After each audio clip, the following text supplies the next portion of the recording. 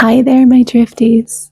I am bundled up because it is still so cold here in Ontario where I live, but looking forward to spring. Let's just put it that way. You might be listening from a warm climate, and I'm so jealous of you right now. My friends, I wanted to write a story this week that is Valentine's based because it's Valentine's Day this week, but not the typical romantic story. This story is about a woman who writes love letters to people who have shown her small kindnesses through her life. It's beautiful, and I feel like it's what Valentine's should be about anyway.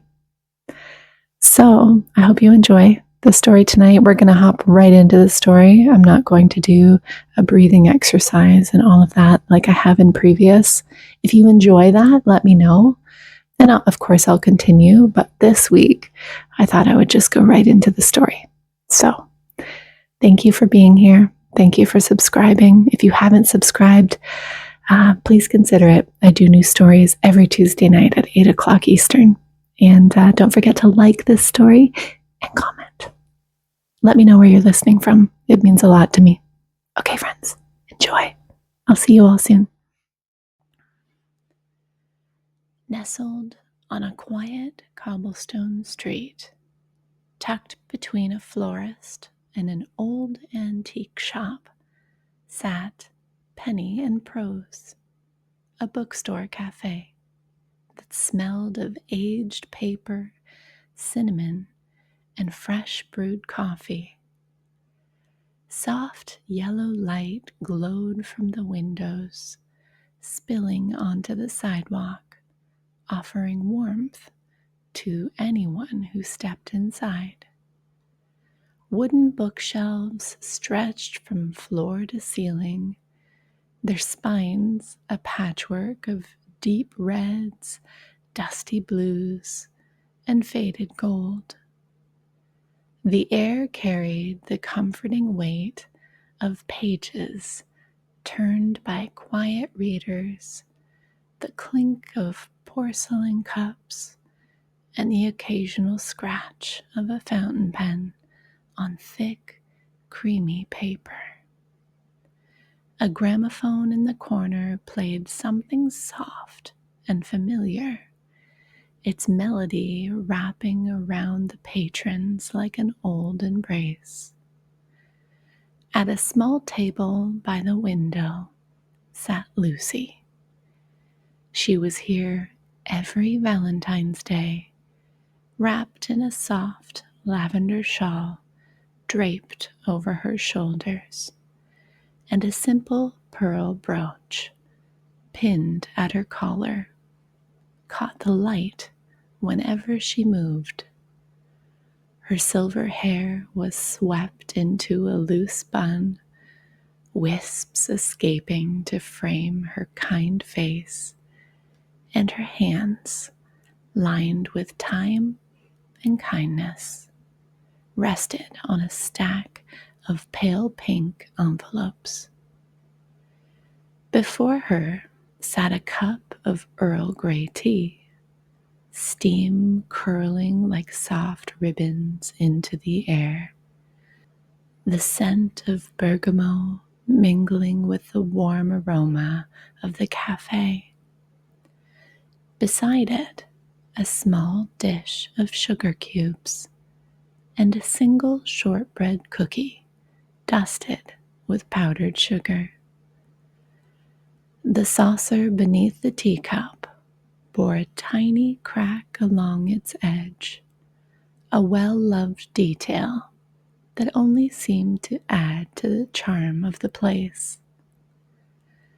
But Lucy's focus was on the letters, her pen gliding effortlessly across the paper, each word a carefully placed brushstroke of gratitude and love.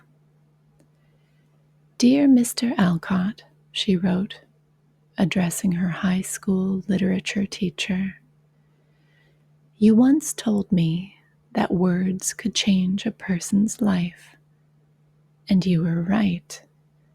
Your lessons, Your belief in my writing gave me the courage to tell my own stories. I still carry that with me, even now. Thank you for the gift of words. She folded the letter neatly, slipping it into an envelope, pressing the flap down with a quiet moment of reverence before reaching for another sheet. The stack of envelopes on the table grew steadily, each one a thread of connection, a small gift of remembrance. Dear Miriam, she began again, this time writing to the woman who once lived next door, who used to bake lemon tarts and leave them on Lucy's doorstep when she was a young mother, tired from long nights with a newborn. You never asked for thanks, but I still remember the warmth of those tarts, the kindness of your knock on my door. It meant more than you ever know. Another letter, another memory. To the bus driver who once waited an extra minute for her in the rain, holding the doors open with a knowing smile. To the childhood friend she lost touch with, but never forgot, who once tied ribbons in her hair before their school play. To the librarian who placed the perfect book in her hands when she needed it most, a novel that would stay with her for decades. To the stranger on a park bench who once held her hand when she received difficult news, never speaking, only offering silent understanding. Lucy wrote as if she were gathering pieces of her life, tying them together with ink and paper, sending them out into the world like small lanterns of love. She took her time with each one, lingering on the words, ensuring they carried the warmth of her gratitude. She thought of the moments that shaped her, the people who had unknowingly left fingerprints on her heart. And in this quiet act of writing, she felt a profound sense of peace. The steady hum of conversation filled Penny Prose, blending with the soft crackle of pages turning and the occasional chime of the bell above the door.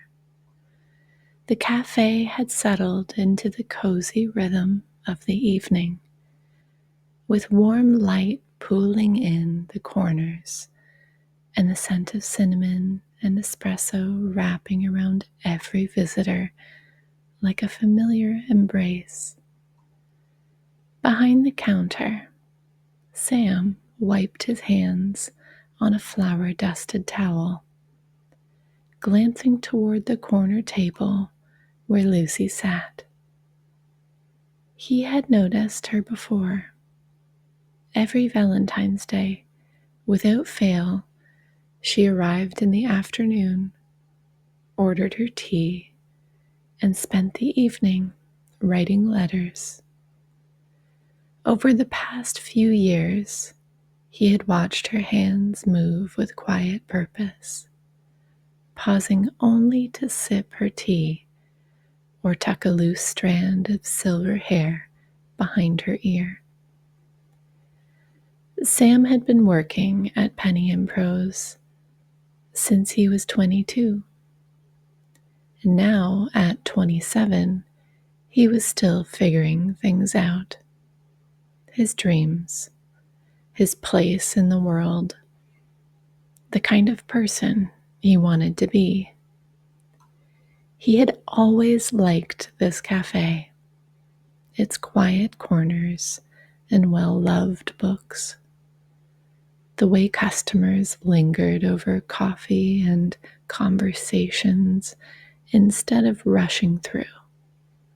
But today, as he watched Lucy fold another letter with careful hands, he felt something stir inside of him. A question, a longing to understand. Curiosity finally got the better of him. He wiped down the counter one last time and carried a fresh cup of tea over to her table. "Miss Lucy," he said gently, placing the tea beside her nearly empty cup. "It's on the house." Lucy looked up, her blue eyes crinkling with warmth. "Why, thank you, Sam. You're always so thoughtful." Sam hesitated, then pulled out the chair across from her. "Can I ask you something?" Lucy nodded, setting her pen down. "Of course." He glanced at the neatly stacked envelopes, their pink paper catching the glow of the brass lamps.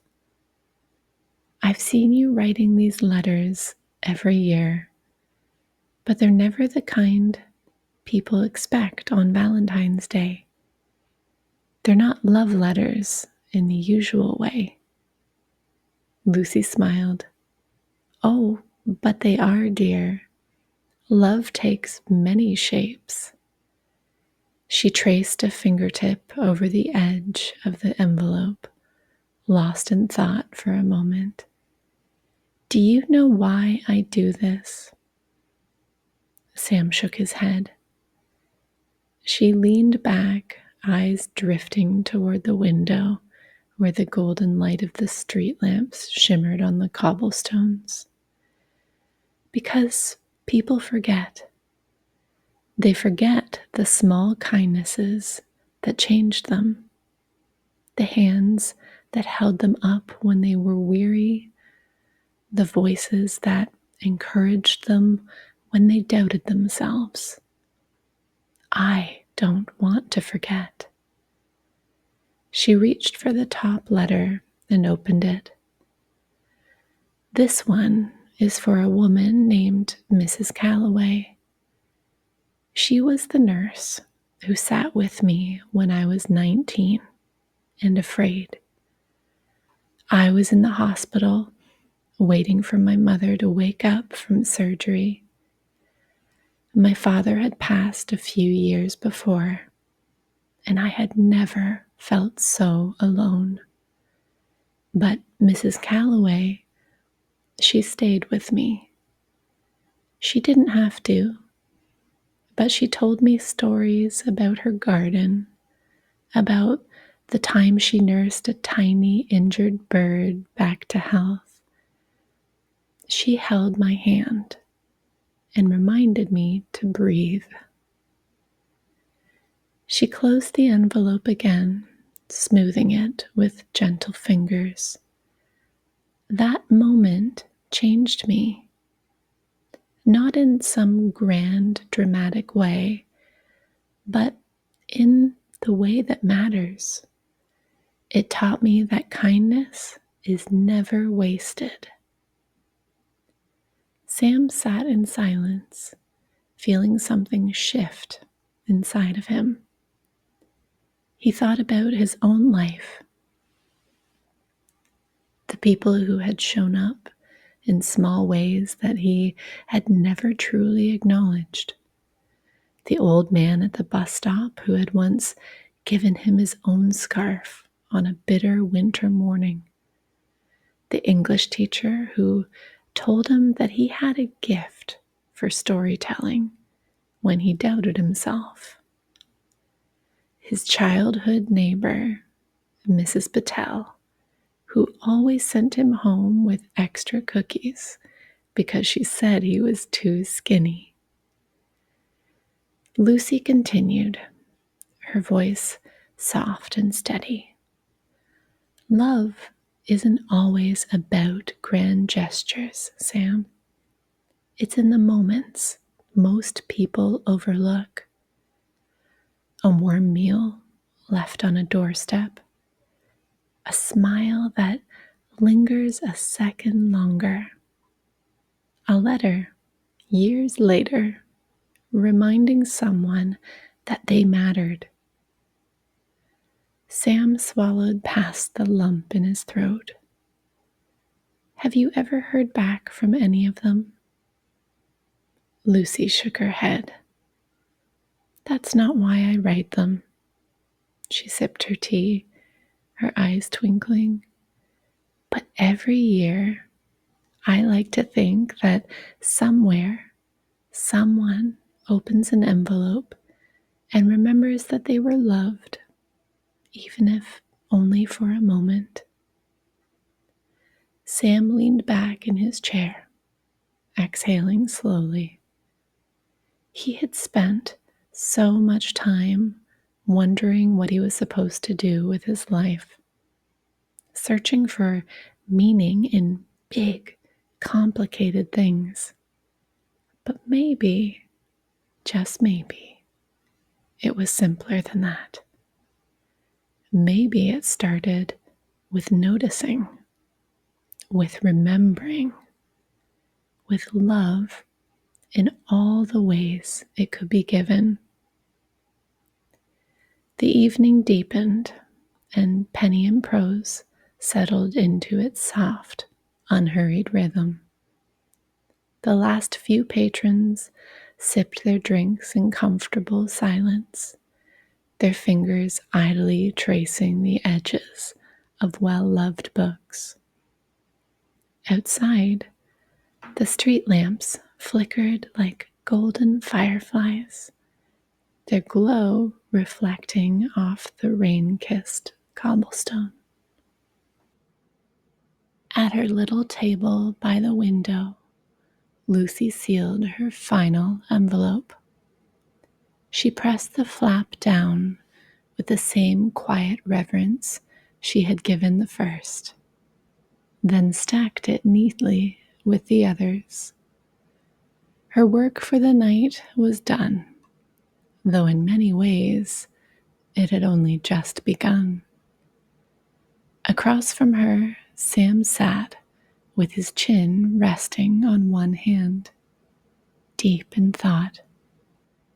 He had never spent so much time simply listening before, really listening. But Lucy's words had lingered in the air like the scent of lavender and bergamot, settling into all the unspoken places in his heart. Finally, he spoke. You know, I've been thinking a lot since we started talking. Lucy smiled knowingly and took a sip of her tea. Oh? Sam nodded. I always thought love had to be big to mean something. Grand gestures, the kind of things people write movies about. He shook his head. But the way you talk about it, it's like you see love in the smallest details, in moments most people would overlook. Lucy's fingers traced the rim of her teacup, her gaze soft. That's where love lives, Sam, in the details. He exhaled, something loosening in his chest. I want to start noticing. I want to remember the people who shaped me. Maybe even thank them, like you do. Lucy set her cup down with a quiet clink. Then start now. Sam glanced at the clock above the cafe counter. 9:47 p.m. There was still time. He stood up, suddenly full of purpose, and disappeared behind the counter. When he returned, he held a small stack of brown paper coffee sleeves and a black ink pen. "I don't have fancy stationery," he admitted, "but this will do." Lucy's smile deepened as she watched him press the tip of the pen to the first sleeve. "To the customer who always leaves an extra tip for the next person in line, you remind me that kindness is meant to be passed on." Sam grabbed another. "To the man who brings his daughter here every Saturday morning and reads to her by the window, one day she'll remember these mornings as magic." And another. "To the stranger who saw me drop my wallet last winter and chased me half a block to return it, thank you for proving that good people exist." Lucy chuckled. "You've been paying attention more than you realize." Sam smirked, shaking his head as he reached for another sleeve. "Apparently so." And for the next half hour, he wrote little love notes of gratitude, of all the small moments he had carried but never spoken aloud. By the time the cafe lights dimmed, he had a neat stack of messages ready to be slipped onto cups, waiting to surprise the people who would hold them tomorrow. Lucy gathered her letters into a satchel and stood, placing a gentle hand on Sam's arm. "You'll never know the full weight of what you've given, but that doesn't mean it won't matter."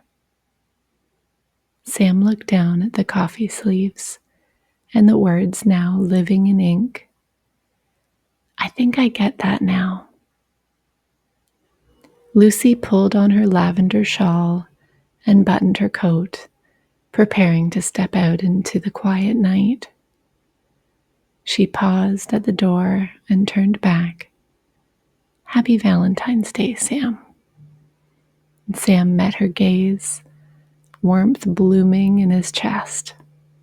"Happy Valentine's Day, Lucy." As she disappeared into the lantern-lit street, Sam stood behind the counter, his fingers grazing over his small, unexpected tradition. Tomorrow, these simple notes would find their way into the hands of strangers, carrying messages they may not have known they needed to hear. And maybe, just maybe, love would ripple outward in ways